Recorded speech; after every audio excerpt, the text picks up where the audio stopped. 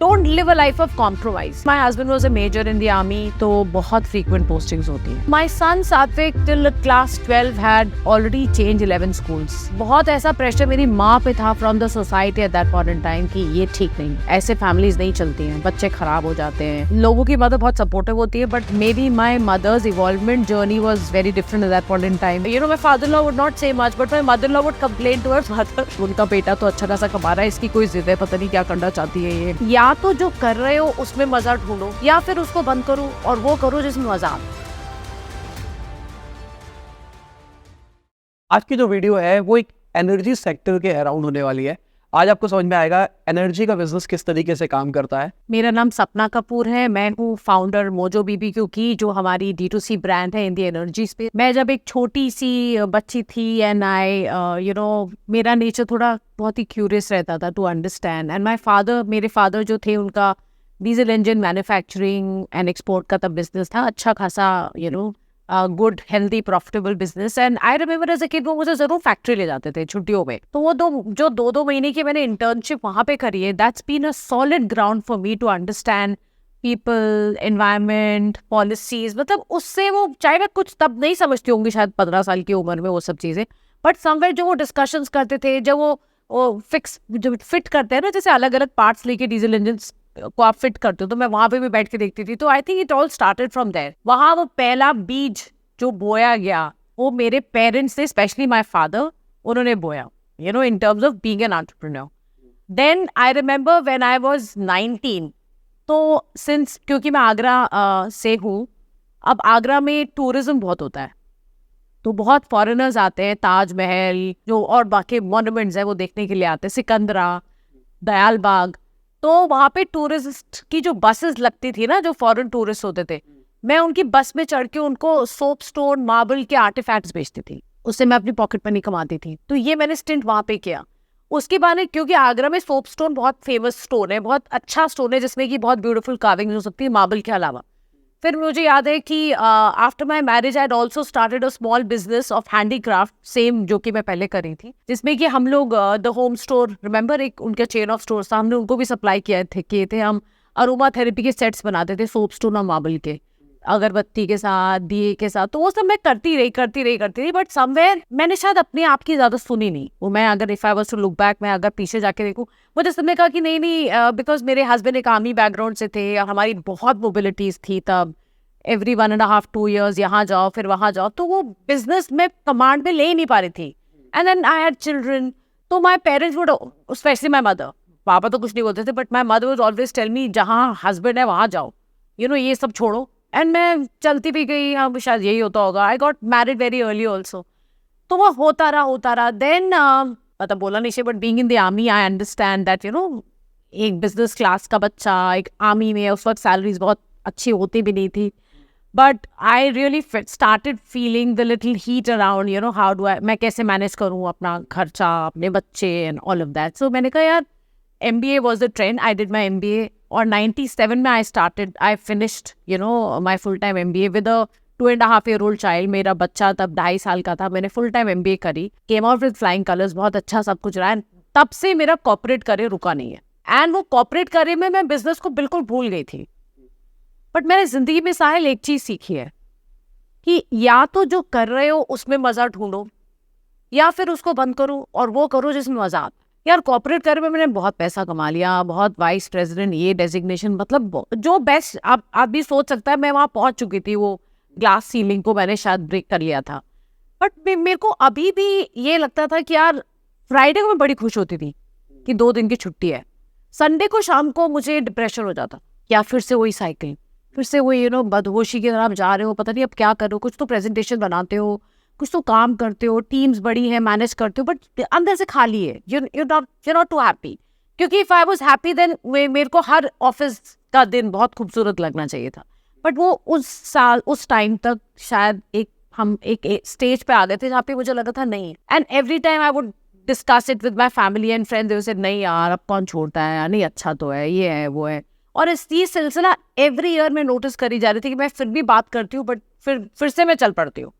And something happened in my life when I started to just say no to something which I was not loving, जो कि मैं बहुत मज़े से, बहुत एंथुसियास्टिकली लुक फॉरवर्ड करके नहीं जा रही थी, तो मैंने इसको छोड़ दिया एंड आई स्टार्टेड सबैटिकल लिया, फिर आई स्टार्टेड दिस कंपनी।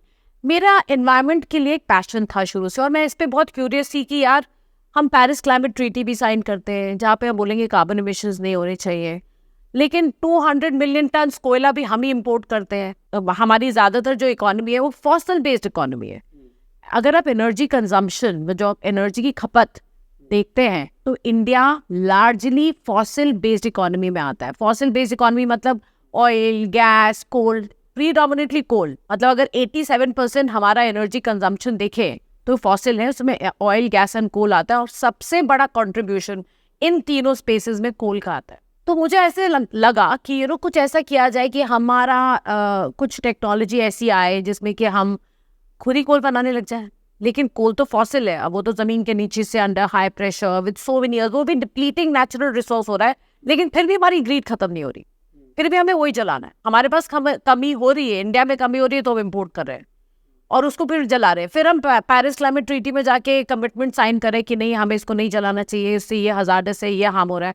तो ये मुझे समझ नहीं आ रहा था ये कॉम्बिनेशन कैसे फिट होगा in the energy space, how what can be done. Then came mister Modi and his government, and we actually started seeing a lot of things happening in the मतलब बहुत सारी चीज़ें होने लगी जो कि शायद फ्रंट एंड नहीं हो रहा, बट हम क्योंकि स्पेस में रह चुके हैं तो हमने देखा है बहुत काम हुआ है। हमारी कंपनी फर्स्ट 100 कंपनीज थी इंडिया में जिनको लेटर ऑफ इंटेंट मिला फ्रॉम इंडियन ऑयल, मतलब ऑयल एंड मार्केटिंग, बड़ी बड़ी जो कंपनीज है, कि आप, तो हम कुछ टाइम डेल्व कर रहे थे कि हम सॉलिड में, तो कोल इज सॉलिड राइट, तो एक तो हो गया सॉलिड स्पेस जिसमें कि हम ऑलरेडी हमने स्टार्ट कर लिया एग्रीकल्चरल वेस्ट से, कोकोनट शेल हो गया, सॉ डस्ट हो गया, राइस डस्ट हो गया, फॉरेस्ट्री हार्डवुड वेस्ट हो गया। इससे हमने एक टेक्नोलॉजी को मतलब हमने कोई इन्वेंट नहीं करी थी, बट हमने ना ही हमने उसकी कोई पेटेंट वगैरह करवाया, बट हमने अपनी मॉडिफिकेशंस करा के बेस्ट सूटेड स्पेसिफिकेशंस में उस कोयला को बनाना स्टार्ट कर दिया। वो हमने उसकी एक्सपोर्टिंग स्टार्ट कर दी।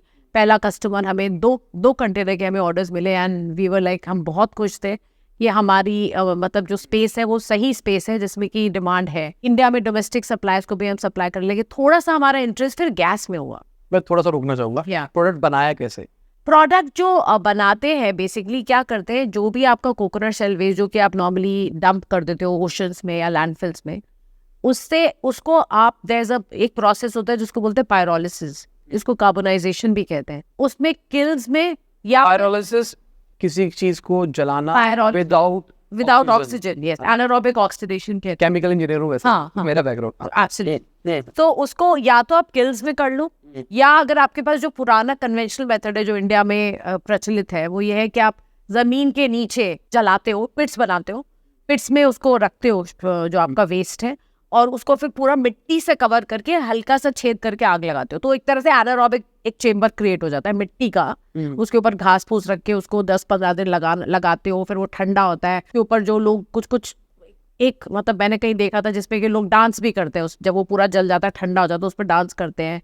और उसके बाद उसमें से फिर वो कोयला निकालते हैं, उसको अलग अलग सेग्रीगेशन होता है उसका। बट हमने तो किल से स्टार्ट किया। कुछ अभी भी मैं समझती हूँ कि कन्वेंशनल मेथड्स उतने ही एप्लीकेबली हो रहे हैं इंडिया में, बट कम मात्रा में, क्योंकि अब काफी तो अब किल वो किससे चलता है? वो कोयले से हीट होता है? किससे? नहीं, वो कोयले से हीट नहीं होता। वो आप नॉर्मल उसके नीचे आग लगाते हो, तो उसका आग लगा के ये कोयला 3 घंटे के प्रोसेस में वो एक बैच बन जाता है, instead of 10 days which normally takes by conventional method. अब ये अलग अलग मिथ्स, मतलब अपनी अपनी बिलीफ से कई बोलते हैं कि वो कन्वेंशनल मेथड ज्यादा अच्छा है, कोई बोलता है किल अच्छा है, बट हमारे हिसाब से I think kilns are much faster, क्योंकि अगर आपको एक धंधा बनाना है तो कन्वेंशनल मेथड पे आप बहुत बड़ा स्केल नहीं कर सकते। फिर आगे क्या हुआ? गैस में हमारा थोड़ा इंटरेस्ट हुआ एंड हम चाह रहे थे कि किसी एग्रीकल्चरल वेस्ट को ढूंढे जिससे कि हमें कम से कम मटेरियल में हम एक अच्छी मात्रा की गैस बना पाए। जैसे कि आप सब जानते हैं CNG स्टेशन है, बट वो भी फॉसिल है क्योंकि वो कंप्रेस्ड नेचुरल गैस है। There is another kind of a gas जो कि अब काफी काम हो रहा है, बहुत जल्दी आप आउटलेट्स भी देखेंगे इंडिया में, which is CBG, compressed biogas.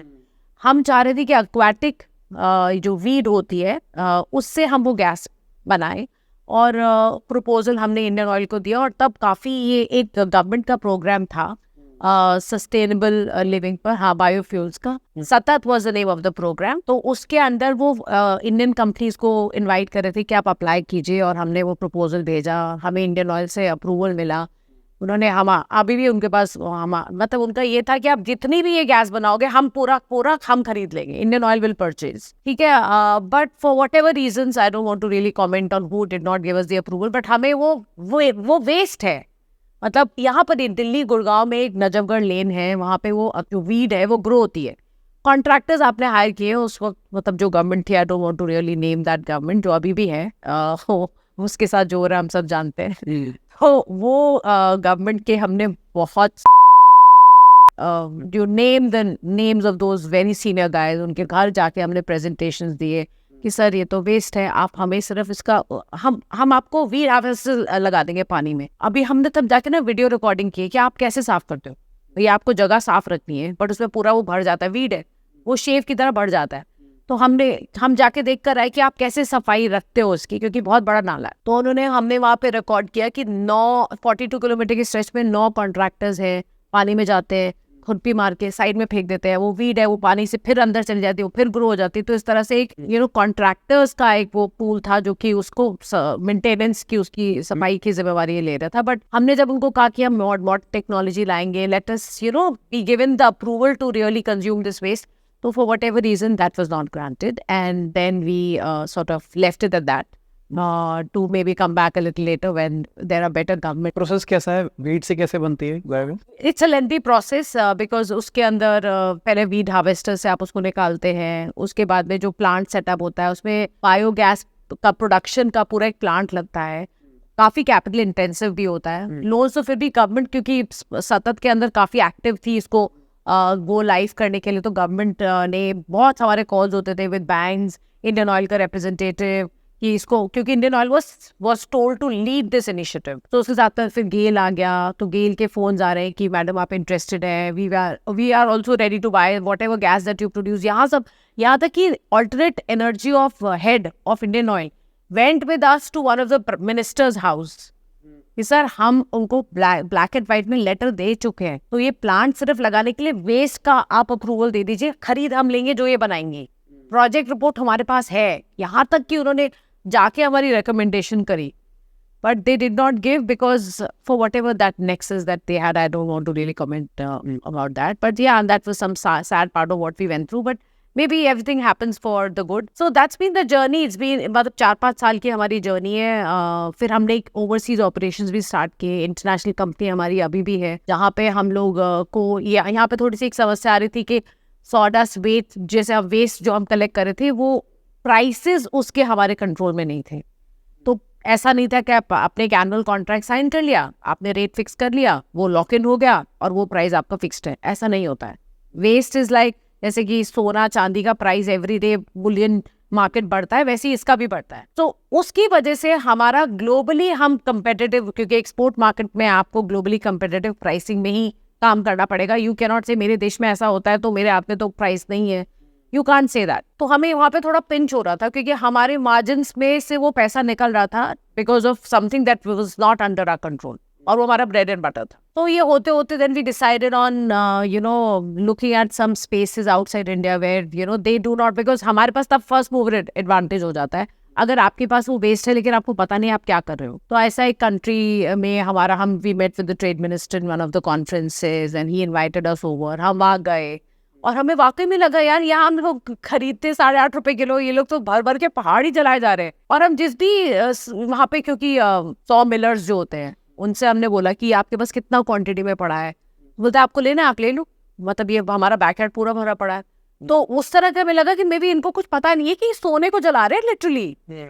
So then we वैसे हमें 4-5 विजिट्स हुए, we had a talk with the government bodies कि how welcoming are they to foreign investors and stuff। और फिर हमने 2020 में अपनी कंपनी ओवरसीज भी सेटअप करी, जहाँ पे हमने इसी वेस्ट को अपने कंट्रोल में लिया। उस स्टॉक को जो कि हम यहाँ पे खरीदते थे वो हमें बहुत थ्रो अवे प्राइस में, उसके एनुअल कॉन्ट्रैक्ट्स 10 साल के कॉन्ट्रैक्ट्स ऐसे मिलने शुरू हो गए। Then we obviously had no funds, क्योंकि वो तो कैपिटल इंटेंसिव प्लांट्स हैं, तो फिर हम उसके लिए नॉक करने लगे इंडिया। अब इंडिया वाले इन्वेस्टर्स को बोले तो बोले कि इंडिया में कुछ होता तो हम कर लेते, बाहर तो मतलब मुश्किल है।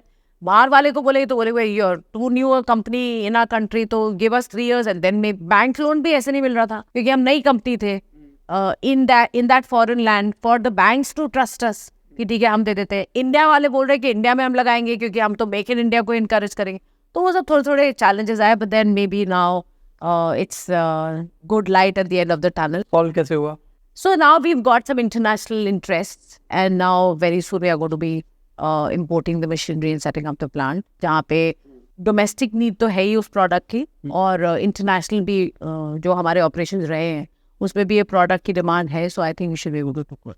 तो अभी इस जर्नी के अंदर अभी तक जितना आपने बताया चैलेंजेस क्या क्या है? एक आपने बताया कि पॉलिटिकल अप्रूवल नहीं मिल रहे थे, इसके चक्कर में काम नहीं हो रहा था। दूसरा कैपिटल इंटेंसिव काम था तो कैपिटल की दिक्कत आ रही थी। और ऐसे क्या क्या चैलेंजेस आए? बहुत बार एक एंटरप्रेन्योर की जर्नी में ऐसे कुछ डीप डिचेस आते हैं जहाँ पे आपको लगता है यार मैं तो पैकअप करके यार अच्छी खासी नौकरी चली थी, क्या फर्क पड़ा है किसी को कि किसी ने एनवायरमेंट में कुछ किया नहीं किया, अपने आप की स्किन को बचाओ। I have now realise that जितना आप परसिस्टेंट रहोगे with something that you feel you love और यू पैशनेट अबाउट, वो यूनिवर्स आपकी परसिस्टेंस को टेस्ट करके ही आपको रिजल्ट देता है। और somehow मुझे अभी ये भी ऐसा लगने लगा कि कुछ लोगों का बिलीफ होता है ना कि फर्स्ट 100 days में या first 1000 days, some people in some culture in India talk about first 1000 days में अगर इतने मार्जिन्स या इतना बिजनेस नहीं है तो बिजनेस बंद कर देना चाहिए, something like that. I don't believe in that, क्योंकि मुझे लगता है हर एंटरप्रेन्योर की जर्नी अलग है और her nature of the business की भी जर्नी अलग है। Right, something which is lifestyle or home and kitchen is very different from the space which is very niche in India itself or around the world. ऊपर अभी quarter positive report किया है इतने सालों बाद। So it's a very different perspective that I have. So I think मैंने hurdles बहुत देखे, approvals time पे नहीं मिल रहे। You know, अब जैसे export तो बहुत external environments पे depend करता है। तो अभी जब कोविड आया था तो हमारे लिए बहुत horrifying वो टाइम था, क्योंकि हमने पैसे ले रखे थे, एडवांसेस ले रखे थे बायर से कि ऑब्वियसली वो सी फ्रेट मिला के लैंडिंग कॉस्ट के प्राइसेस हमारे पास जो हमने बनाए थे अपने कैलकुलेशंस के हिसाब से हमने एडवांसेस ले रखे थे, और वही जो नॉर्मल कंटेनर का प्राइस होता है शिपमेंट के साथ में कस्टम क्लियरेंस एवरीथिंग इंक्लूडेड, वो 6x हो गया प्राइस। अब हमने तो कमिटमेंट किया हुआ कि हम इस प्राइस में देंगे, लेकिन ये प्राइस तो मेरे कंट्रोल में नहीं, तो 6x तो हो गया, तो मैं अपने पॉकेट से बैठ के कैसे। तो फिर बहुत सारे कस्टमर्स थे, some cooperated, some may be threaten to cancel the order, some were good enough to say ठीक है we will pay the freight on actuals, you don't pay, let the this thing shipment be sent and we will get the custom clearance. हम custom clearance खुद करा के जो भी amount आएगा on actuals उस वक्त पे जब वो पहुंचेगा, क्योंकि 45-50 दिन का तो टाइम वो भी होता है, तब फिर भी रेट्स बढ़ रहे थे। तो सब कुछ तो वो हमारे लिए काफ़ी चैलेंजिंग पीरियड था, but then I think it made it हम लोग को और स्ट्रॉन्गर हमने देखा कि इमर्ज होकर निकल के आया उस पीरियड से एज एंटरप्रेन्योर्स। और उसके बाद में शार्क टैंक हुआ। फिर शार्क टैंक पे हमने ये देखा कि most of the Indian investors are very interested in D2C space, क्योंकि उनको एनर्जी स्पेस तो समझ आ रही है, बट उनका ये कहना था, जो फीडबैक हमें मिला, जो इंसाइट्स हमें मिले, उनका ये कहना था कि मैन्युफैक्चरिंग में तो आप ठीक कर ही रहे हो, तो उसमें हम भी क्या वैल्यू ऐड करेंगे। सो अगर स्केल कुछ ब्रांड को करना है, this is where the competence from our side, तो उसमें अगर कुछ होता है तो we could have really looked at it. तो वो फिर एक नया डायरेक्शन मिला कि यू नो मे बी इस स्पेस में एक ब्रांड भी क्रिएट हो सकती है, we can also do a D2C, why not, because then we research about international brands, some very famous brands are there in the US and UK, cowboy है, Pogo है, they are building a D2C brand in this space. So then we pivoted a little. तो इस तरह से क्या होता है, it's like amoeba की तरह एक बिजनेस होता है, उसकी जर्नी कभी भी एक स्ट्रेट लाइन में नहीं जाती है, यू नो, कभी इधर से मुड़ जाता है, कभी इधर से, जैसे एक अमीबा चलता है। You should be okay to take those risks, those plunges, those pivots that are, you know, giving a robust sort of future to your business. So, फिर अब we started just about 1.5 years back. We started a little pivoting in the D2C space, and now Mojo BBQ is a barbecue and accessories brand, जिसमें fuel के तो हम masters हैं, क्योंकि barbecue space के लिए वो फ्यूल यूज होता है, बारबेक्यू, तंदूर, भट्टी, जो भी आप कह लो, तो वो फ्यूल स्मोकलेस फ्यूल है। और ये फ्यूल के, हाँ, एक बार आपको बताना चाहूँगी बात, क्योंकि पायरोलिसिस होता है, एनारोबिक ऑक्सीडेशन होता है, तो कोयले के अंदर एक कंपोनेंट होता है जिसको बोलते हैं वॉलेटाइल मैटर. वॉलेटाइल मैटर जो कि 70% होता है after pyrolysis becomes down to about 17 to 18%. उससे क्या होता है कि आपको लॉन्गर बर्निंग, लो ऐश की हीट कंसिस्टेंट मिलती है, बट कोई धुआं नहीं होता है. धुआं बिल्कुल नहीं होता है. तो ये प्रोसेस का कमाल है कि heating capacity same he heating capacity 7,800 to 8,400 kilo calorie जो नॉर्मल रहती है वो रहती है. थोड़ा सा ये महंगा है, नॉट टू से इट्स 2x, बट जो थोड़ा सा ये महंगा है वो इससे कवर अप हो जाता है कि इसकी खपत भी कम है. For similar heat capacity normal आप जो कोयला जलाते हो, अगर वो एक किलो कैलोरी की हीट जनरेट करने के लिए इतना किलोग्राम यूज होता है, for example just a comparison, तो ये उसके 1/3 यूज होता है. व्हाई? क्योंकि इसकी प्रोसेसिंग ऐसे हो चुकी है. दूसरा, इसका ऐश भी बहुत कम है एज कम्पेयर टू फॉसिल कोल, तो इसलिए वो लॉन्ग बर्निंग हो रहा है. तो ये इस तरह का एक मैजिकल कोल है, एक मैजिकल फ्यूल है जो कि हमारे इंडिया में जब मतलब हमारी तो 5 साल की जर्नी है, तब लोगों को इसके बारे में ज्यादा पता भी नहीं था. We had to really fight, as in fight in the sense explain, talk, discuss with industries, hoteliers. Difference है. Price is about say about per kg का अगर हम cost लें तो 0.5x. I hope I'm making sense. 0.5x in the sense about if that is 1 rupee, this is about 1.5 rupees. अच्छा, okay, ठीक है. इतना है. तो ये डिफरेंस है, but it covers up because of the lesser quantities that you need for a similar energy value, calorific value. तो ये हुआ. Then we are now creating a brand around this coal space and then this whole barbecuing concept. ये भी एक and now you will ask me कि ये आपका दिमाग में कैसे आया, बिकॉज बारबेक्यूज तो डिपेंडेंट ऑन सीजन्स. यहाँ तो दिल्ली में बहुत गर्मी शुरू हो जाएगी, तो आपको क्या लगता है कोई बारबेक्यू करेगा? बट हमने इस पर रिसर्च करी थी और बहुत हमने कंज्यूमर इंसाइट्स लिए थे. That is India ready for a mass culture of barbecuing? जितना यूएस में अडॉप्शन है इस चीज का, उतना इंडिया में अभी नहीं है. क्योंकि लोग प्रेफर करते हैं तंदूरी बाहर से ही खा लो. हाँ, खुद एफर्ट करने के बजाय. मतलब मुझे लगता है जो एयर फ्रायर जो पॉपुलर हुआ है इंडिया में, वो इसलिए हुआ है क्योंकि लोगों को खाना था बाहर, हाँ, पर उनको गो टू चाहिए था घर के अंदर ही बन जाए. तो बारबेक्यू की जगह कि आप तंदूरी कुछ भी बनाते हो तो बहुत टाइम लगता है. हाँ, एयर फ्रायर में रिलेटिवली बहुत जल्दी बन जाता है. तो इसलिए शायद मेरे हिसाब से बहुत बड़ा ऑडियंस अगर था तो शिफ्ट हो रहा है एयर फ्रायर की तरफ. ओके, सी एयर फ्रायर का इससे कोई मैच नहीं है देखा जाए तो, क्योंकि एयर फ्रायर में it's like frying without air. This is not frying, this is barbecuing on. There are आज भी इलेक्ट्रिकल बारबेक्यू ग्रिल्स हैं, ऐसी बात नहीं है. तो अगर आप इसको कंपैरिजन करोगे तो एयर फ्रायर से अच्छा comparison is an electrical barbecue grill.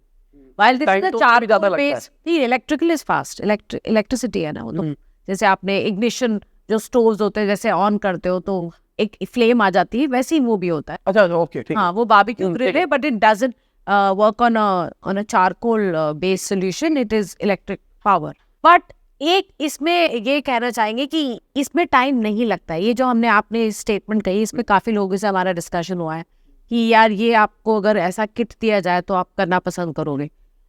So I see it from a lens of an experience.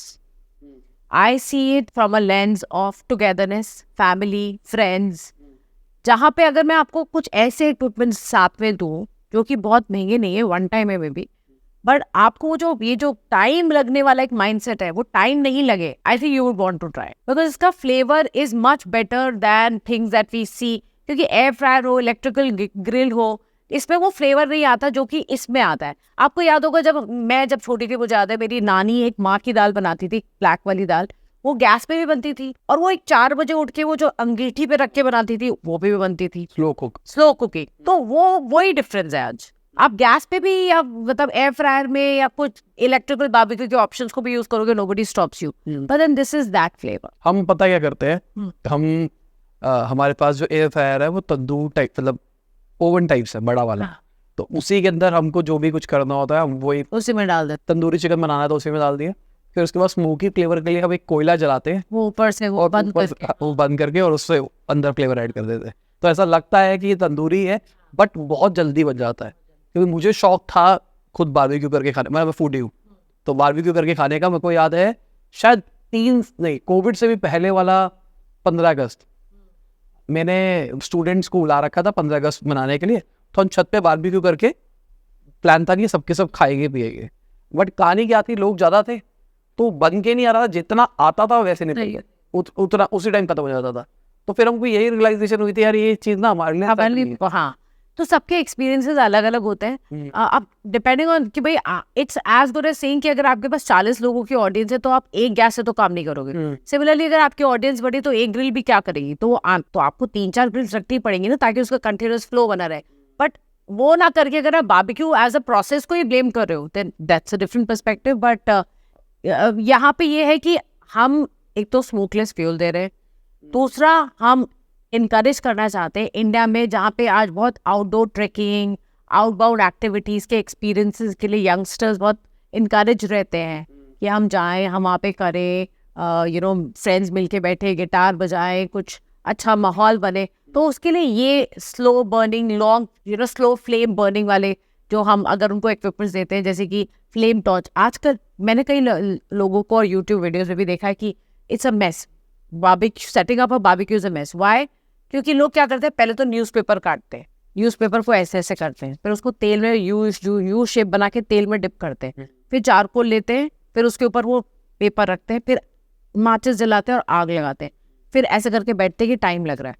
अरे भाई, there are better ways to deal with it, क्योंकि वेस्ट अगर कर रहा है तो वो भी ये काम तो नहीं कर रहे, टाइम तो उतना उनके पास भी है जितना तुम्हारे पास है। But why are they looking at it as an experience? Because they have the right equipments. So there are flame torches high powered, there are chimney starters जिसमें कि वो बनाई उसके लिए कि वो सारा कोल हमने तो फुलझड़ी डाल दी थी। हाँ, तो वो अलग अलग लोग यहाँ पे, कई लोग मैंने देखा है वो न्यूज़पेपर से ही गेम खेलते रहते हैं। हमको हमने जलाने की कोशिश करी, नहीं समझ में आया। फिर वो हमारे पास दिवाली की फुलझड़ियाँ बड़ी थी छोटी वाली, एक जलाई रखी, उसके ऊपर कोयले सजाए, वो जल गए। फिर हमने थोड़ा हवा मार के थोड़ा बना लिया, रखा, अपसेट हो गया। तो चिमनी स्टार्टर मैंने भी पहली बार जब यूज किया तो मुझे लग रहा था यार, मैंने भी खरीदा just to get an experience कि यार ये होता भी कुछ है कि ऐसे ही बोलते रहते यूट्यूब वीडियोस में। But I actually was surprise कि वो इतनी बड़ी सी केटल आती है, छेद होते हैं, नीचे एक स्ट्रॉन्ग बेस होता है, उसमें आपने कोयला डाल दिया और एक फ्लेम टॉर्च होती है, मेरे वीडियोज में भी इंस्टाग्राम पे, आपने उसको जलाया, 2-3 भी कोयले अगर जल जाते हैं, वो आप उसको 15 मिनट दो, पूरी की पूरी चिमनी स्टार्टर में जो जितने भी कोयले पड़े होते हैं, सपोज 2 किलो 3 किलो, वो अपने आप आग पकड़ लेते हैं।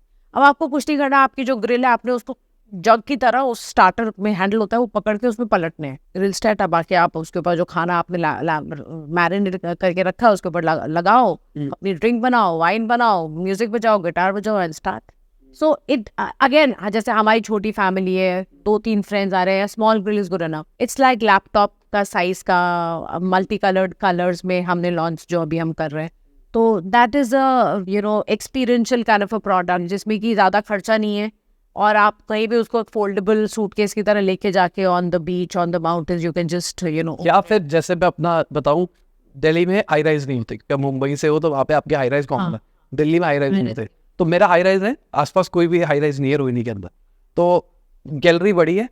तो मेरे जैसे लोग जिनको चिकन विकन पसंद है, थोड़ी मौसम ठंडा सा हो रहा है, ग्रिल लगा लिया, तंदूरी रख दिया, बातें करते रहे, खाते रहे। Exactly. हमने जो अभी लॉन्च करी है वो बहुत बड़ी ग्रिल्स नहीं लॉन्च करी है, क्योंकि हम अभी उस पॉपुलेशन को केटर कर रहे हैं जो हमें ये फीडबैक दे रही है कि हमें इतना बड़ा और इतना एक्सपेंसिव, जहाँ पे ज्यादा जगह चाहिए होती है, बालकनीज में बड़ी बड़ी, जैसे दिल्ली में है बट बॉम्बे में नहीं है, balconies are much smaller in Bombay. In fact अब तो एक बालकनी में मिल जाए तो like you are really blessed, क्योंकि गवर्नमेंट नॉर्म्स कुछ ऐसे हो गए कि हर रूम के बाहर बालकनी नहीं है बॉम्बे में आज। तो वो जो एक बालकनी है उसमें आपने कुछ फ्रेंड्स के साथ अगर कुछ छोटा मोटा गेट टुगेदर करना है, so people are given us a feedback that they looking at smaller options which are like foldable, collapsible. तो वो हमने जो अब लॉन्च कर रहे हैं तो वो वाले ऑप्शंस हैं which are like smaller, much smaller in sizes. But yes, it's a world of whatever sizes. आजकल तो वेस्ट में तो सेंटर टेबल ही बारबेक्यू ग्रिल बनी हुई है, वहाँ पे ऐसी ग्रिल्स है जो कि कोयला स्मोकलेस है, एसी चल रहा है, even if it's like good hot season, तो सेंटर टेबल में ही बारबेक्यू ग्रिल। तो ये इसको सर्दियों के लिए भी यूज कर सकते हैं क्या? सर्दियों के लिए भी यूज कर सकते हैं, गर्मियों के लिए। सो आई डिडंट थिंक, जैसे रूम में ठंड बहुत हो रही है तो जला लिया, स्मोकलेस है, स्मोकलेस बिल्कुल, हल्का सा आपने जब उसको लाइट अप किया तो थोड़ी वार्मथ हो जाती है, आपके आसपास जो फ्रेंड्स बैठेंगे तो उनको भी लगेगा यार लाइक कोजी कंफर्टेबल, और फिर चिकन पक रहा है, whatever dish that you want to try, आप ट्राई करें। सो ये थोड़ा सा हम एक एक्सपीरियंशियल ब्रांड की तरफ जा रहे हैं, जिसमें कि ग्रिल्स, इक्विपमेंट्स, बाकी जो जैसे मैंने आपको नाम बताया वो, then a whole lot of other sauces, spices, rubs, वो हम इंडिया में लाना चाह रहे हैं। So this is one plan of get तो अभी आपको जो this- फंड्स मिल रहे हैं वो फंड्स इसकी वजह से मिल रहे हैं या फिर B2B की वजह से मिल रहे अभी तो इसके लिए अब हमें फंड्स लेने हैं क्योंकि ये तो अभी न्यू हमारा एक बेबी है, तो इसके लिए तो हमें we'll have to again approach. अभी तो we are self sufficient in terms of not really looking at funding for this space, but as we scale we will definitely have to seek interest from investors. और challenges की अगर मैं बात करके चलूँ, family से कोई प्रेशर था? क्योंकि अब मदर हो और इंडिया में फीमेल फाउंडर होना ही अपने आप में बहुत मुश्किल है। और आपने अभी स्टोरी के अंदर अपना बताया था आपकी मदर के बारे में कि उन्होंने कहा कि तो बेटा ट्रैवल ही करना होता है। तो घर से कहीं से प्रेशर था? मुझे ऐसा लगता है in my working years my mother, लोगों की मदर बहुत सपोर्टिव होती है, but may be my mother's involvement journey was very different at that point in time. वो बहुत अलग सोचती थी, तो उनको लगता था कि घर टूट जाते हैं अगर लड़कियां घर से बाहर अपने परिवार से दूर, क्योंकि मैं और मेरे हस्बैंड तो 8-9 साल तो साथ साथ रहे ही नहीं। वाई? बिकॉज मैं बच्चों को लेके अपनी जॉब्स में बिजी रही एंड ही वाज, बिकॉज वो डिफेंस फोर्सेस में थे तो उनके अलग अलग पोस्टिंग्स कहाँ कहाँ, कभी ही was in the Kargil war, he was इन अलग अलग ऑपरेशन में। तो बहुत ऐसा प्रेशर मेरी माँ पे था from the society at that point in time कि ये ठीक नहीं है, ऐसे फैमिलीज नहीं चलती हैं, बच्चे खराब हो जाते हैं, मैरिजेस नहीं चलती हैं। And my mother would not really support me very much eight that point in time, honestly speaking, क्योंकि उनको लगता था मैं शायद ठीक नहीं कर रही हूँ और बच्चे बिगड़ जाएंगे and they will not be like brought up well, because as it is तुम सिंगल पेरेंट हो, फादर तो अलग अलग जगह पे घूम रहे हैं और तुम साथ साथ तुम भी अलग अलग जगह, तो इनको कौन देखेगा। तो मुझ पे वो थोड़ा प्रेशर रहता था। I remember I would like seek answers, but my father told me once that between the two of you, are you good, are you okay? ऐसा तो नहीं कि तुम्हारा ये radically कोई ऐसा डिसीजन है। तो ऐसे yeah, we are okay with it। तो तब फिर उन्होंने मेरी मम्मा को थोड़ा शांत कराया कि if they are happy, let them be and they will figure out their path। आप वो अपने रास्ते को ढूंढ लेंगे, आप उन पे सोसाइटी का प्रेशर मत डालो कि नहीं इसको बंद, क्योंकि वो बोलती थी अभी नौकरी, मतलब वो पंजाबी बोलती थी, तू हुने रिजाइन करके उत्थे जा जिथे मुंडा हैगा। और मैं बोलती थी भाई क्यों जाओ, मतलब ये क्या, वो ये क्यों बोलती रहती है, क्योंकि हम भी अपनी जर्नी में, हम भी यंग थे, मुझे लगता है सच्ची में कुछ गलत कर रही हूँ, क्योंकि सब लोग ऐसे ही मुझे बोलते रहते हैं। But then something was within me जो मुझे बोलता था नहीं चुपचाप चलते जाओ। इन-लॉ साइड से लेंगे, इन-लॉ साइड से भी होता था ये, my father in law would not say much, but my mother in law would complain to her father and my mother would multiply 10x to say उन्होंने भी ये बोला था हमारा तो मतलब अच्छा खासा मेरा मतलब उनका बेटा तो अच्छा खासा कमा रहा है, इसकी कोई जिद है, पता नहीं क्या करना चाहती है ये। तो वो प्रेशर रहता है, हमेशा रहेगा। husband supportive? Husband was very supportive. My children have been so supportive. My children have always seen me as a model, and they want to, always, be wedded to partners who are as ambitious as I have been. अब उनको ऐसा बहुत घर और home makers, वो बोलते हैं home making is good, but as an individual अगर आप एक बैलेंस ट्राई कर पाते हो बिटवीन बोथ, तो आप बहुत केपेबल इंडिविजुअल निखर के आते हो। बच्चे कैसे बड़े होते थे, मैं थोड़ा समझना चाहूंगा। बच्चे मुझे इनिशियली तो याद है till the time my husband was a major in the army, तो बहुत फ्रीक्वेंट पोस्टिंग्स होती हैं, मतलब maximum at one place was I think 1.5 साल, क्योंकि कोर्सेज भी आते रहते हैं, एजुकेशन ट्रेनिंग्स होती रहती है, फिर वॉर एक्सरसाइजेज होती रहती है, तो ही इज ऑलवेज अवे। कहीं 9 महीने का 6 महीने, हम मतलब catch me if you can चलता रहता था हमारा। तो माय सन सात्विक till class 12 had already change 11 schools, 11 school की उसकी चेंजेस हो गए थे टिल द टाइम जबकि उसका 12th हुआ। तब तक आपने काम शुरू कर लिया था? नहीं, मेरा बिजनेस तो 2019 में मैंने स्टार्ट किया है। My son was already past as an he was in class. नहीं, जब आपने नौकरी शुरू करी थी हाँ, तब बच्चे कहाँ पे थे? तब बच्चे मेरे साथ थे and I was a full fledged professional with managing 2 kids जो कि बहुत छोटे थे, ऑल अलोन। हैंडल कैसे होता था, वही पूछ रहा हूँ। हैंडल यही होता था कि मतलब there were moments when my mother would come, I would request her to come and see, specially जब मैं ट्रैवल कर रही हूँ तो कोई ना कोई रहना पड़ेगा। Then I am connecting with my daughter, क्योंकि उसको आदत है कि नानी मुझे सुबह सुबह ऐसे उठाती है, मम्मा आप ऐसे नहीं उठाते हो, आप उठाओ। तो फोन पे मैं उसको वैसी वो जिंगल सुना के उठा रही हूँ फ्रॉम वेरेवर आई एम। तो वो सब रहा, but maybe I was a psychology student, so I knew that those behaviors and those personalities are shaped up in the early years. वो बचपन में ही सही बनते हैं। तो मैं मेरे दिमाग में वो बुक्स चलती रहती थी, तो मैं वो बैलेंसिंग एक्ट शायद अच्छे से कर पाई। एंजाइटी नहीं थी मुझे। मैं यही कहूंगी कि वो रेजिलियंस एक औरत में आना बहुत जरूरी है, क्योंकि बच्चों को अच्छा बड़ा करना, बड़े तो हो ही जाएंगे, बट अच्छा करियर ओरिएंटेड सोसाइटी को कंट्रीब्यूट करने वाले सिटीजन्स अगर आपने बनाने हैं तो माँ का बहुत इंपॉर्टेंट रोल होता है। और माँ की वो अंडरस्टैंडिंग ऑफ वो ये ना आप एक सोल को बड़ा कर रहे हो, उसको वो लाइफ के एक्सपीरियंसेस देना, उसको पेट भी रखना है। अब आपके पास टाइम नहीं है। मुझे याद है बैंगलोर में जब हम शिफ्ट हुए थे फ्रॉम दिल्ली, हम मेरठ में थे, मेरे हस्बैंड, मैं दिल्ली में थी। हम I got through Aditya Birla group, तो मुझे बैंगलोर मूव होना था एंड मैंने कहा मेरा ऑफर आ गया, मुझे बच्चों को लेके वहाँ मूव करना है, तो you please come and help me. तो ही सेज कि मेरे तो यार मैं तो यहाँ पे हूँ, पता नहीं कौन सी जगह पे, लालगढ़ जट्टा या कुछ जगह पे वो थे उस वक्त पोस्टेड। तो इसे मेरा तो ये वॉर ट्रेनिंग है अभी, मैं तो 4 महीने से पहले तो मुझे बात मत कर तू, मतलब तू ये ऑफर या तो तू जाने दे, या तो जो तुझे सही लगता तू कर ले। तो मैंने सोचा मैं क्या करूँ यार, मेरे को तो ये ऑफर मिला है, मैंने तो जाना है। And you will not believe, I don't know how I hired a truck. मैंने पूरी पैकिंग करी, बच्चों के जो भी इनका सेपरेशन करना होता है स्कूल से, गैस सिलेंडर से लेके स्कूल से, टीसी से लेके सब कुछ कर करा के, लोडिंग वोडिंग कर करा के आई वेंट टू बैंगलोर। उन्होंने हमें एक अकोमोडेशन दिया हुआ था फॉर मी टू स्टे, जहाँ पे मेरे 2 बच्चे भी मेरे साथ रहते थे उस रूम में। सात्विक was in class 11, my son was in class 11 eight that point in time. और हम लोग अब पहुँच तो गए बैंगलोर, उसका है क्लास 11। वहाँ पे कन्नड़ कंपलसरी है हर स्कूल में। हमने 25 स्कूल घूमे, हर जगह कन्नड़ है, और बच्चे को तो कन्नड़ के भी नहीं पता। तो दे सेड नहीं, यहाँ तो मैंडेटरी रिक्वायरमेंट है, अब मुझे आंसर्स नहीं मिल रहे हैं। तो वो बहुत चैलेंजेस आए। देन आई सेड कि यहाँ से एक ही डीपीएस है जो कि 1.5 घंटे का रास्ता है, साथ ही तुझे वहाँ जाना पड़ेगा, बस आती है यहाँ पे इस पॉइंट पे बैठना पड़ेगा। और येला तो 11-12 येला उनका बैंगलोर से क्या डीपीएस है। तो ये सब चैलेंजेस आए, but I think it only just made the children also very strong, very flexible, because they were changing neighbours every 1.5 years। तो अब जब ये हॉस्टल्स में गए, now when they went to study abroad, तो मेरे बच्चे बोलते हैं कि यहाँ पे बहुत सारे हमारे लोग हैं जो बड़े होम सिक हो जाते हैं। मामा व्हाट इज होम सिकनेस? क्योंकि उन्होंने तो होम सिकनेस कभी फील ही नहीं करी, क्योंकि वो तो वैसे ही हर जगह नए नए घर बना रहे थे। तो देखो उनको वो एलियन कॉन्सेप्ट लगता था कि उनको ना घर की बड़ी याद आती है, क्या उनको कॉन्सेप्ट नहीं पता था। तो may be that upbringing shaped them very differently as compare to a lot many other. So they were very flexible, adaptable, resilient.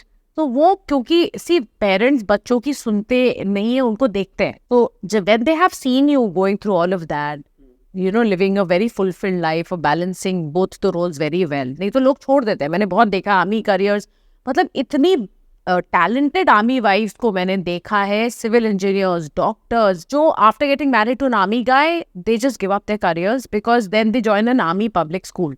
कि वो जहाँ हस्बैंड जाएगा वहाँ पे एक आर्मी पब्लिक स्कूल होगा, आपका भी रोटेशन होता जाएगा, बच्चों का भी उसी स्कूल में एडमिशन होता जाएगा और आप स्टेबल हो। But I chose the unconventional path. मैंने कहा मेरे बच्चे तो कॉन्वेंट्स में जाएंगे, मेरे बच्चे तो मेरे साथ रहेंगे, और मेरा करियर भी मेरे लिए उतना इंपॉर्टेंट जितने कि ये बच्चा और घर। तो वो बैलेंसिंग का प्रेशर तो फिर मेरे ऊपर आना था, और सोसाइटी उस वक्त उसके लिए रेडी नहीं थी, क्योंकि मतलब I was the only one in my entire family of like some 3 generation जहाँ पे कि एक औरत ने शादी हो गई, 2.5 साल का बच्चा, उसके बाद एंट्रेंस एग्जाम दिए MBA के, फिर वो क्लियर करके मेरा MBA तब खुला था, MBA गुड़गांव तब खुला था 95-97 में मेरा एडमिशन हो गया था। I was in Hyderabad, my husband was posted in Secunderabad. तो मैंने अपने पेरेंट्स को फ़ोन किया कि मेरा सिलेक्शन हो गया। तो पता भी नहीं था MDI क्या बनने वाला है, बट हो गया था, अच्छा इंस्टीट्यूट कुछ माना जाता था। तो मैंने कहा मेरा ऐसे MBA वहाँ हो गया है, एडमिशन मेरा, तो मुझे अब 7वें का मैं क्या करूँ? 2.5। तो मेरे पेरेंट्स ने तो सबने हाथ खड़ा कर, बच्चे तुम्हारे, तुमने देखना है, जैसे करना है कर लो। देन ऑब्वियसली वी डिस्कस की भी सपोर्ट, तो उस सपोर्ट सिस्टम उतने नहीं थे। So then we I spoke to my जो हमारे मेंटर्स थे उस वक्त, MBA कोर्सेज में जो हमारे को एजुकेट कर रहे थे। तो फिर उन्होंने मैंने कहा सर मैं यहाँ पे हूँ, कुछ हैदराबाद में जो भी छोटा मोटा इंस्टीट्यूट होगा मैं वहाँ से कर लूँगी, but I want to do a full time MBA, not part time और डिस्टेंस लर्निंग। तो मैंने वो किया। तो यही होता था कि सुबह सुबह, ये तब इसका फर्स्ट स्कूल था मेरे बेटे का, मतलब जैसे होता है ना फर्स्ट जो अर्ली स्कूल, जो आप नर्सरी टैबरनैकुलर स्कूल का नाम था। तो मैं उसको जाके पहले ड्रॉप करती थी। अब वो बच्चा जब पहली बार स्कूल गया तो थोड़ा रोता भी है, मेरे पास मुझे घड़ी देखनी होती थी, मेरा कॉलेज स्टार्ट हो रहा है, अब ये रोना है। तो मैं उसको, लेकिन मुझे ये भी पता था कि आप एकदम से उसको छटअप कॉल देके बिठा के नहीं जा सकते हो। तो उसको वीन ऑफ करना, धीरे धीरे दिखाना अपनी शक्ल, फिर छुप जाना, फिर दिखाना अपनी शक्ल, फिर छुप जाना, then you wean it off properly such that he is happy in that space. वो सब कर आके मैं ऑफिस कॉलेज भागती थी। फिर उधर एज एन आर्मी वाइफ भी काफ़ी ड्यूटीज होती थी, तो वो CEOs को मैनेज करना, वो सब।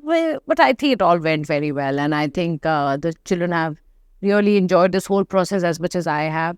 they've become very strong in their own spaces in terms of, you know, leading fulfilled life, very well crafted careers. बहुत अच्छा सब कुछ रहा. And I think मैंने जब भी लोगों से बात करी है, जैसे कहते हैं ना हायरिंग करनी है, तो women are very good as talent to hire, but only if they are prepared to go through this grind. क्योंकि उनकी शादी भी होगी, उनके बच्चे भी होंगे, उनके लॉज भी कुछ एक्सपेक्टेशन रखेंगे, हस्बैंड की भी एक्सपेक्टेशन होगी, पेरेंट्स की भी. तो अगर आप कई बार मैं लोगों से बात करती हूँ, मैडम छोड़ना पड़ेगा क्योंकि ना मेरे हस्बैंड बोले कि इतने बजे और इतनी ट्रैवलिंग जॉब नहीं चलेगी. तो मैंने तो तुम क्या जवाब देती हो? तुम बोलते हो हाँ जी ठीक है. उनको बोलो आप अपना करियर मैनेज करो, मैं तो कर ही लूंगी. ये बोलना आना पड़ेगा आपको, क्योंकि वहां पे लोग ये नहीं सपोर्ट दिखा तो रहे सपोर्ट है, लेकिन हमारी कंडीशन भी हो सपोर्ट में. कंडीशंस नहीं चलती लाइफ में, आपको अपनी कंडीशंस खुद सेट करनी होगी, because you have to balance it out between your professional career as good as बच्चों को बड़ा करना और आपका घर का. But don't let others set those conditions for your life and your responsibilities. वो आपकी जिम्मेवारी है. आप सुनो सबकी, रिस्पेक्टफुली सबकी सुनो, बट आप उनको अगर डिटरमिन करने लगोगे कि मुझे क्या करना चाहिए, क्या मैं ये ट्रैवल अपॉर्चुनिटी छोड़ दूं, क्या मैं ये प्रमोशन छोड़ दूं क्योंकि मुझे यहाँ से बैकपैक करके अब बॉम्बे से बैंगलोर जाना है. और अगर हस्बैंड तो यही बोलेगा, क्योंकि वो सबको एक कंफर्ट जोन चाहिए होता है. आपको उससे जब तक कंफर्ट जोन को से निकलना, आखिर नया कंफर्ट जोन बिठाना नहीं आएगा, यू कैन नॉट ग्रो. मुझे पर्सनल लगता है दिस इज आइडियोलॉजिकल थोड़ा सा. मतलब मैं ये मेल फीमेल वाली बात नहीं, मैं अपनी बात करता हूँ. तो मैं अभी फैमिली को साथ लेके चलना पसंद करता हूँ कि अगर मेरे को किसी बिजनेस ट्रिप से लंबा जाना है और मुझे पता है कि मेरी फैमिली अकेली है, तो मैं अपने साथ ले चलता हूँ, वरना वो ट्रिप छोटी कर देता हूँ, या फिर मैं कुछ फिगर आउट कर लेता हूँ. तो मतलब मुझे लगता है कि दिस इज आइडियोलॉजिकल कि आप बहुत ज़्यादा करियर फोकस हो सकते हो, या फिर आप नॉन करियर मतलब करियर फोकस हो सकते हो, और आप दोनों को मिक्स एंड मैच भी कर सकते हो. मतलब मुझे ऐसा लगता है कि मैं जिस टाइप का ह्यूमन हूँ, मेरे लिए शायद करियर उतना बड़ा प्रायोरिटी नहीं थी. सबकी इंपॉर्टेंट, ठीक है, मतलब लाइफ में ठीक कर लिया. अच्छा, शायद लोग कह सकते हैं कि अभी कर लिया तो इसलिए आप ऐसी बातें बोल सकते हो, बट अगर मैं स्टार्टिंग से देखता हूँ तो मेरे लिए हमेशा कुछ चीज़ें प्रायोरिटी थी.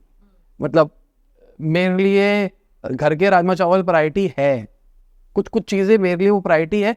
मतलब मुझे लगता है ये अलग अलग ह्यूमन की अलग अलग जर्नी और सब कुछ सही है. सब कुछ सही है कि इसमें कोई सही और गलत नहीं है. मेरी प्रायोरिटी हमेशा थी कि मुझे कुछ करना है अपनी जिंदगी में. ये 25 साल की पहले की बात है, जब विमेन के लिए वो प्रायोरिटीज खुद डिफाइन करना, खुद सेट करना वाज अ टैबू. तब बोला जाता था ये जिद्दी है, ये वो डिटरमिन्ड थी, बट आपने उसको बोला कि वो जिद्दी है.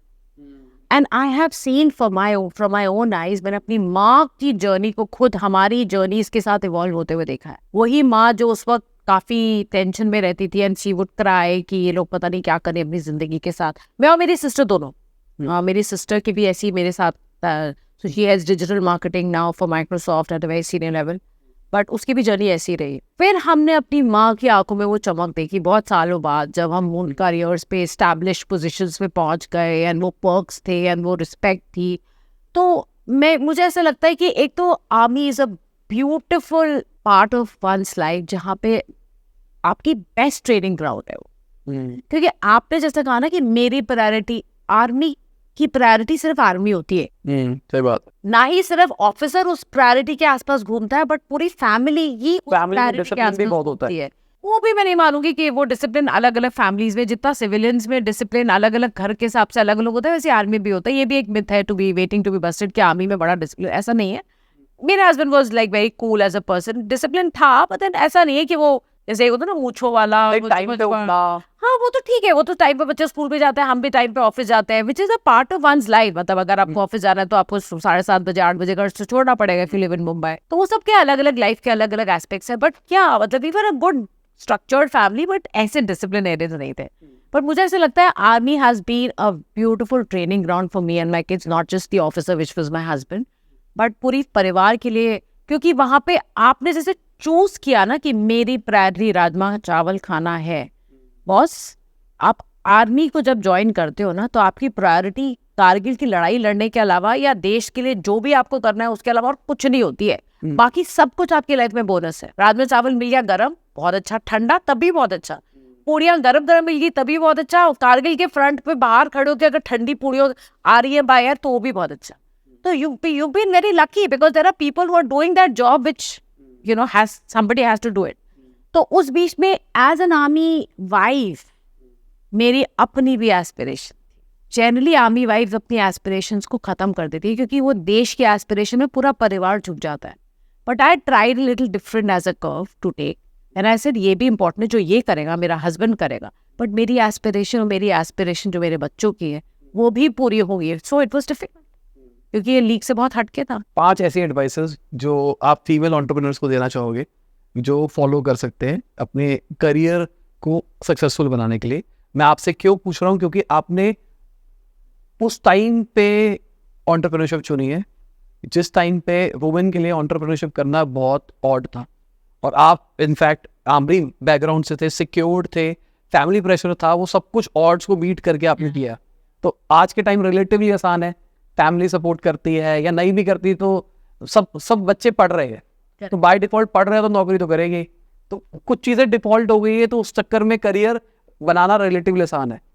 तो आप अगर कुछ 5 एडवाइसेस देना चाहो फीमेल एंटरप्रेन्योर्स को. So I think number one, Sahil, is the fact that the core of a woman has to be very strong.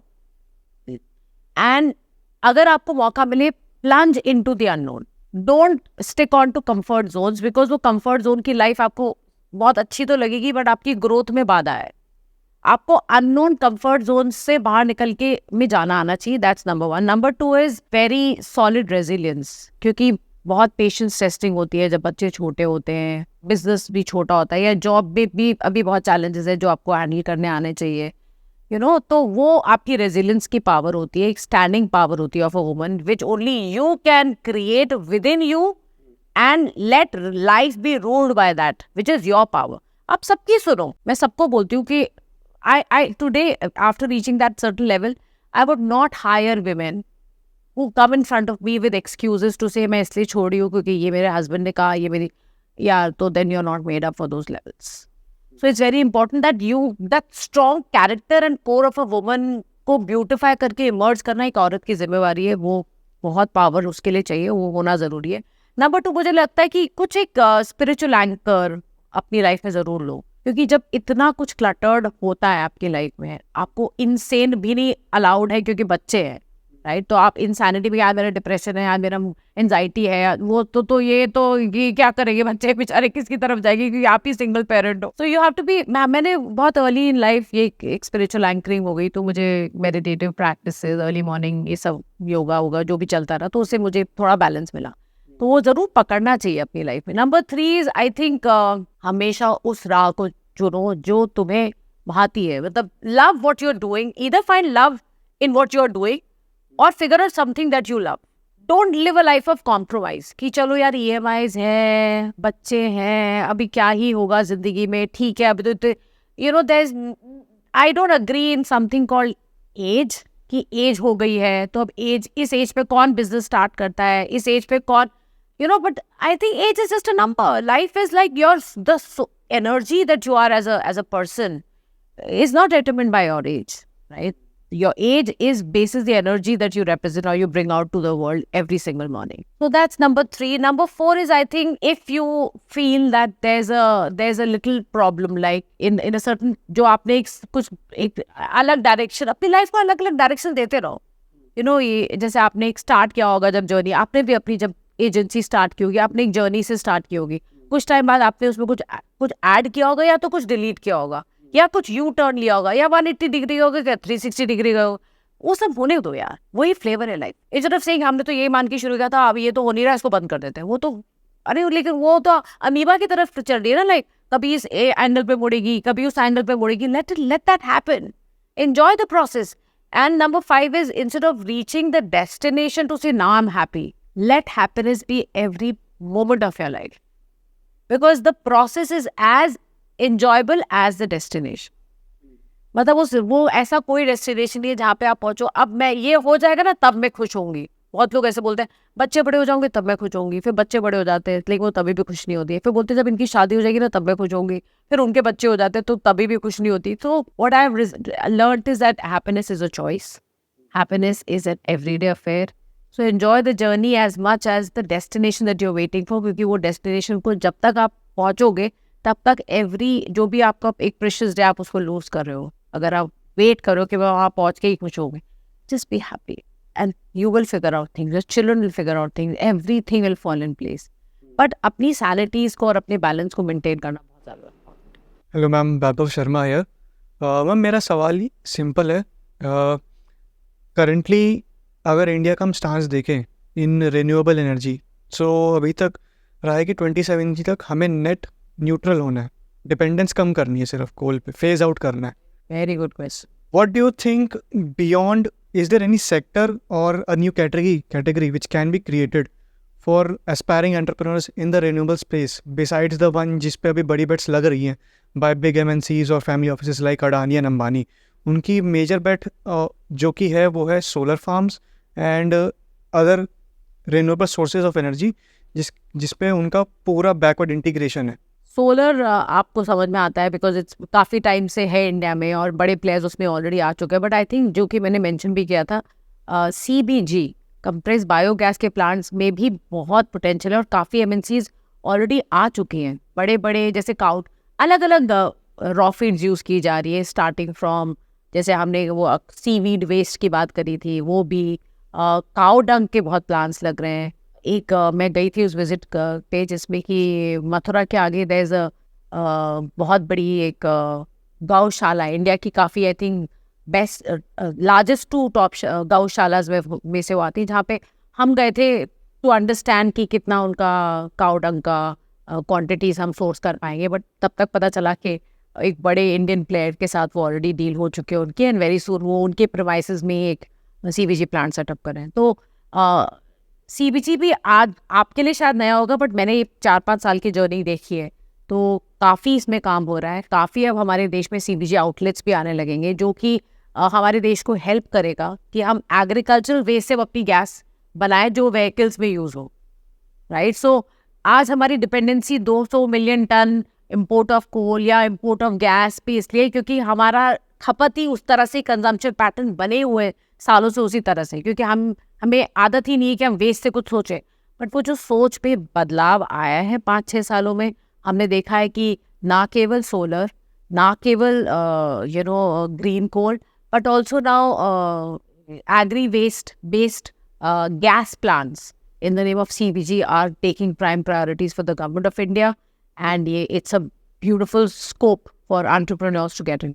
Since आपकी जर्नी काफ़ी इंस्पायरिंग लगी and specially from the army background, what can you say about life of someone who is retired from army and who wants to just get a kick जो उनको मिलनी चाहिए, या फिर वेंचर आउट करना चाहते हैं बिजनेसेस में या फिर किसी भी फील्ड में, तो उनके लिए आपके क्या सपोर्टिंग वर्ड्स रहेंगे, या फिर I should say what kind of road map would you try to implicate for these types of people? So जो मैंने देखा है अपने, और मैं काफ़ी कॉर्पोरेट्स में भी रही हूँ, तो मुझे ऐसा लगता है कि जो आर्मी की ट्रेनिंग्स होती हैं और बहुत ही रिगरस ट्रेनिंग्स होती है, मैनेजमेंट की ले लो, वॉर एक्सरसाइजेस ले लो, तो it automatically brings about the best India. क्योंकि आधे तो मतलब नॉट आधे, अबाउट 20-25% लोग तो जो इनकी IMA की ट्रेनिंग्स होती है उसी में से भाग जाते हैं, वो फिल्टर पहले ही हो जाते हैं, जो उसके लिए बने नहीं हैं, क्योंकि it's not an easy life. Siachen basis में आपको रहना है, माइनस ऑक्सीजन, सब टेम्परेचर, तो ये आपकी ट्रेनिंग हो रही है। उस वक्त तो मुश्किल लगती है, बट आपका जो स्ट्रॉन्ग कैरेक्टर निखर के आता है वो उस आर्मी की ट्रेनिंग से है। तो आप अगर कभी भी अपनी ज़िंदगी में कुछ भी एंटरप्रेन्योरशिप में करना चाहेंगे, हाँ, बट सपना तो बड़ा होना चाहिए, उसके लिए आर्मी ट्रेनिंग कुछ नहीं करती है, वो आपका अपना एक व्यक्तित्व है। तो अगर आपकी सोच कुछ बड़ी है, आपका दिल कुछ सच्ची में बड़ा करना चाहता है, तो आपकी ट्रेनिंग तो इतनी सॉलिड वैसे ही हो चुकी है कि आप वो अचीव कर सकते। तो आप जो भी फील्ड में घुसना चाहें उसको वेल रिसर्च करके वो सपने को बड़ा अगर करना चाहें, I think any time is a right time. So ma'am, जैसे इंडिया में 200 मिलियन टन कोल इम्पोर्ट होता है, तो ऐसे आपका कितना शेयर है, मतलब एक्सपोर्ट में कितना अमाउंट करते हो आप एक्सपोर्ट? हम लोग ने मतलब अभी तक हम लोग अपनी 4-5 साल की जो हम जर्नी करें, तो हमने करीब 2000 मेट्रिक टन्स के करीब एक्सपोर्ट किया। तो सबसे पहले थैंक यू, बहुत अच्छे तरीके से आपने आंसर दिए, बहुत इंस्पिरेशन रहे आप बहुत सारे लोगों के लिए। कमेंट सेक्शन देख लेना, बहुत सारा भरा होगा इस चीज़ के रिगार्डिंग, और आपने बहुत अच्छे तरीके से इनके भी आंसर्स दिए। थैंक यू आने के लिए। Pleasure is all mine. Thank you so much, Sahil, for this beautiful opportunity to be able to discuss what I really, जो मुझे इंस्पायर करती हैं चीज़ें जो मेरी लाइफ में बहुत इंपॉर्टेंट रही हैं। मे बी अगर ये किसी को भी इंस्पायर कर पाए, I think my life is done. Thank you so much. तो इसी के साथ ये वीडियो खत्म होती है। उम्मीद करता हूँ आपको मजा होगा। लाइक कर देना, शेयर कर देना, कमेंट बताना वीडियो कैसी लगी। बाय, गुड डे, शबा के खुद हाफिज, गुड मॉर्निंग, आफ्टरनून, जब भी वीडियो देख रहे हैं। जय हिंद, वंदे मातरम।